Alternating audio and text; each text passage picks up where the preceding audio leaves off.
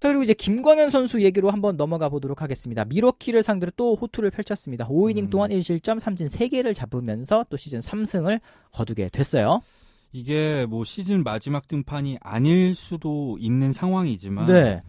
김광현 선수도 신인 시즌으로서 정말 아름다운 피날레를 한 게 아닌가. 현재로서는 어쨌든 1점대 평균 자책점 그리고 마지막 등판에서도 5이닝 1실점으로 호투를 펼쳤다는 거. 사실 네. 지지난 경기에서 이 실점을 많이 하면서 김광현 선수가 0점대 평균 자책점 위로 올라갔을 때 그렇죠. 이거 좀 분석당한 거 아니냐 이런 분들이 사실은 많았을 거예요. 많이 올라잖아. 거 봐라. 한 경기 했다고 또. 네. 하지만 이번 경기에서 여러 가지 면모를 보여줬다고 생각을 합니다. 위기가 없었던 건 아니에요. 뭐 연속 안타를 맞기도 했었고 장타형도 좀 있었고. 마지막 이닝에선 뭐 볼넷을 2개를 내준다던가 이런 부분이 있었지만 네. 어쨌든 끝까지 틀어 막았다는 거. 상대 타선을 더 점수를 못 내게 막았다는 거에서 약간 베테랑의 관록이 느껴졌어요. 메이저리그에서 신인이지만 KBO 시절에 쌓은 이런 경험들이 그 순간에 많이 발현이 됐다고 생각을 합니다. 그렇습니다. 네. 그리고 또 요날 이 미러키전에서는 또 이 좀 주목해봐야 될 부분이 이 김광현 선수 그동안의 이미지 투피치 투수라는 이미지가 많았잖아요. 요날 경기에서는 이 스플릿핑거 체인지업 굉장히 많이 활용을 했습니다. 그렇죠. 이 투구 비율을 평소보다 상당히 높였고요. 이게 미러키 타선에게 혼란을 가중시켰죠. 김광현 선수가 KBO 시절에는 막연하게 이 커리어 초반 이미지 때문에 파워 피처다.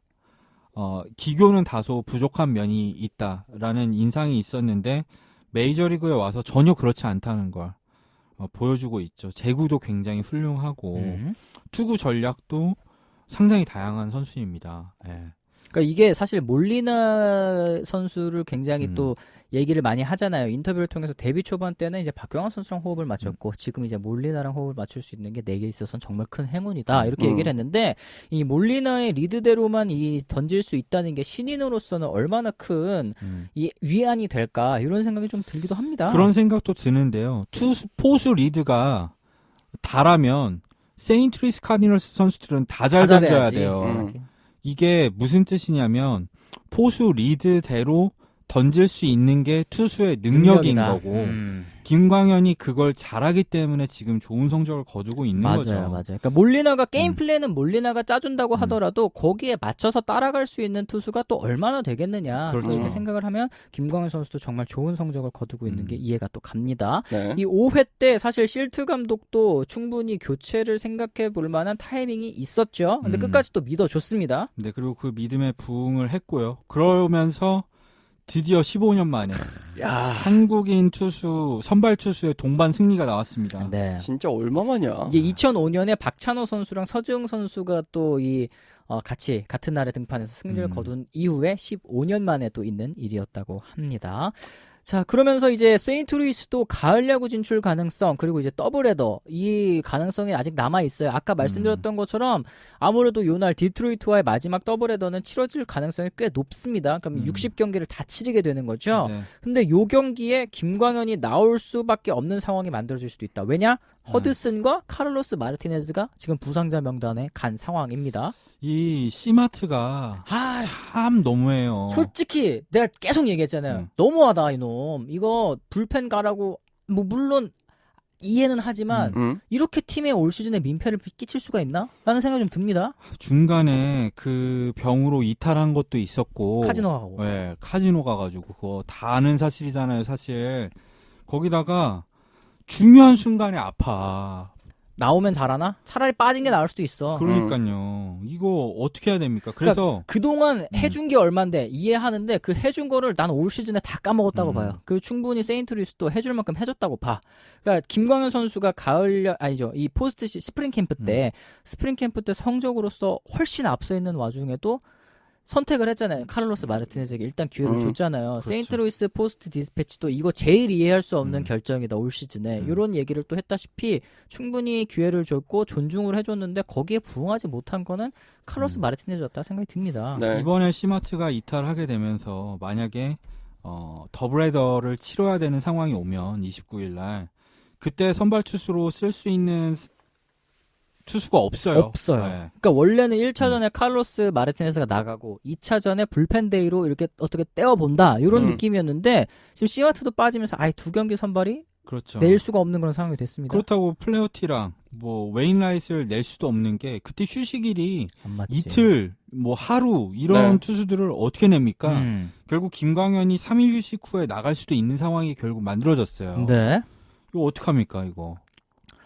왜 하겠노. 네. 카디널스는 진짜 큰일 났어요 지금. 그러니까 지혜 진짜 갔다 가면 떨어질 일정이 수 있어요. 밀리는 바람에 진짜 좀 고생을 많이 하고 있는 상황이고 뭐 마지막 두 경기가 디트로이트 상대 좀 그나마 좀 다행이기는 하지만 어떻게 좀 투수 일정을 짜야 할지 고민이 많이 될 것 같습니다. 어쨌든 이제 김광현 선수도 이 기대되는 포스트 시즌에서 기대되는 신인 13위에 꼽히기도 했고 네. 또 신인 올스타 세컨드 팀에 선정되면서 굉장히 좀 성공적인 첫 시즌을 보냈다고 보냈죠. 평가를 할 수 있을 것 같아요. 좀 어떻게 그렇죠. 보십니까? 모든 면에서 성공적이었다고 볼 수 있을 것 같아요. 더군다나 이 카디널스에서 여러 가지 이 위기들이 많았었잖아요. 그러니까 김광현이 못해서가 아니라 둘러싼 환경들이 여러모로 힘들게 했었는데 한번 중단도 되고 또 퍼져가지고 마무리해서 세인트루이스만 선발로 가고 세인트루이스만 또 쉬고 그런 거를 다 이겨내고 어쨌든 3승 무패 세이브도 어쩌다 보니까 하나 생겼고 그죠. 1.62 평균 자책점도 30이닝을 던졌는데 어쨌든 평균 자책점도 1.62로 마치면서 사실 신임이면 이 정도면 다 한 거 아닙니까? 그죠. 한국 집에 네. 그 거실에 유니폼 3장 걸어놔도 돼요. 이 정도면. 그치. 얼트까지 걸어놔도 되죠. 그죠. 근데 이게 사실 또 게다가 이 김광현 선수가 2년 800만 달러에 영입이 된 선수잖아요. 그렇죠. 그러니까 한 해에 뭐 400만 달러씩 뭐 옵션이 또 추가되면 더 늘어날 수는 있겠습니다만 네. 이 1년 400만 달러 투수가 1점대 평균 자책점 그리고 어느덧 불펜으로 시작을 했다가 네. 팀의 3선발까지 올라왔다는 것 자체가 이 요즘에 또 이 메이저리그 팀들도 가성비 굉장히 따지지 않습니까? 충분히 가성비 그 이상의 활약을 또 펼쳐주지 않았나 하는 생각이 좀 드네요. 가성비는 진작에 뛰어넘었죠. 진작에 네. 뛰어넘었다. 네, 맞습니다. 이 데뷔 첫 시즌 또 제일 리드를 많이 해준 선수, 뭐 투수 쪽에서는 웨인라이트 선수가 정말 많이 도와줬고, 역시 포수 쪽에서는 이 몰리나 선수가 정말 많이 도와줬는데, 이 몰리나 선수가 이 통산 2,000안타를 또 야. 달성을 했습니다. 포수로서 2,000안타. 이거 정말 어려운 거 아니겠습니까? 그렇죠. 명예전당은 사실상 진작이지만 예약을 했다고 봐도 될 것 같고요. 네. 올 시즌 김광현의 활약, 뭐 본인의 실력이 제일 중요했지만 이런 웨인라이트 그리고 몰리나 이 두 선수가 큰 도움이 됐고 네. 세인트루이스 카디널스가 이렇게 여러 가지 외환이 많은 상황에서도 끝까지 포스트 시즌 경쟁을 할 수 있는 것도 웨인라이트와 몰리나의 지분이 상당했다. 리더십이 정말 훌륭했다 이렇게 네. 말씀드릴 수 있겠습니다. 뭐 몰리나라고 한다면 포수 골드글러브 9번 또 차지를 했고 요번에 또 2,000안타 게다가 월드 시리즈 우승도 2006년과 2011년 두 차례나 또 하지 않았습니까? 그렇죠. 그러니까 이 대부분 이 2,000안타를 때려낸 포수들이 이 포수 포지션 이게 커리어 유지하는 말미에 경우가 가면은 그쵸. 힘들지 네. 않죠. 이 커리어 말미에 가면 이제 다른 포지션으로 옮기기 마련인데 이 몰리나 같은 경우에는 1986경기 정도 중에서 1985경기를 또 포수로 뛰었고 통산 이닝, 이 수비 이닝이 16,640이닝이라고 합니다. 포수로서. 야, 이게 진짜 이거는 티타늄이죠. 네. 무릎이.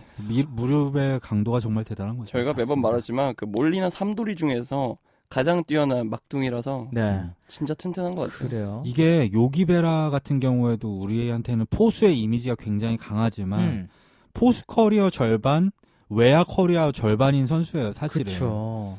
자니 벤치 같은 경우에도 말년에는 1루수로 일루수. 출전을 많이 했었고요. 맞습니다. 이제 네. 끝까지 이렇게 포수 포지션에서 훌륭한 성적을 기록하는 거는 정말 이 뜻깊고 의미가 네. 있는 부분이 아닌가 생각이 좀 듭니다. 네. 2,000안타를 친 11명의 포수 중에서 7명이 명예전당에 입성을 했는데 아까 말씀드린 것처럼 끝까지 포수를 유지한 경우는 굉장히 드물기 때문에 몰리나 첫 턴 입성 어떻게 보십니까? 첫 턴입니다. 저 첫 턴이에요. 첫 턴이죠? 저도 월드 동의합니다.